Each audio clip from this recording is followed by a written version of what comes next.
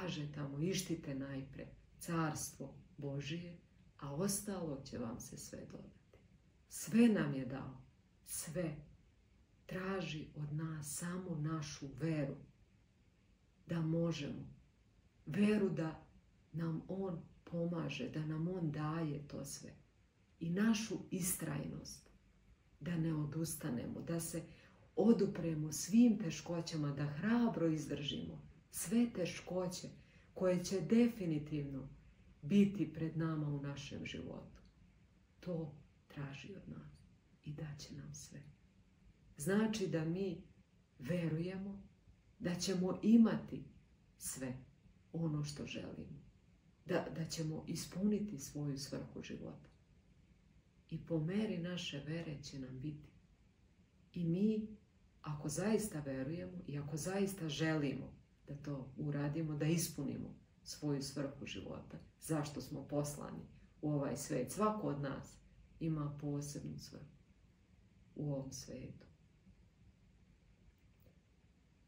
Bog će nam pomoći, naravno, da to uradimo. I pomaže nam. Mi jednostavno često nismo svesni. Mi nekako posmatramo ako nam se desi neka negativna stvar, ako nam se desi neka nevolja, neka teškoća, mi mislimo, evo sad Bog je odustao na neki način od nas ili dešava nam se nešto. Ne radi se o tome. Mi moramo da prođemo kroz teškoću da bismo neke stvari naučili.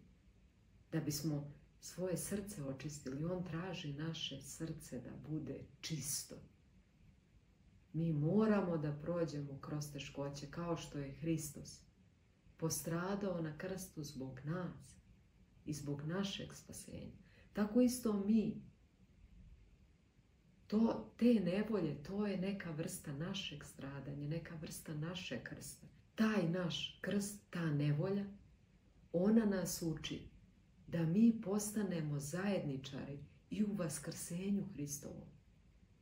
Kroz tu nevolju da naše srce, da cijelo naše biće tako očistimo da bismo mogli da postanemo zajedničari i njegovog vaskrsenja.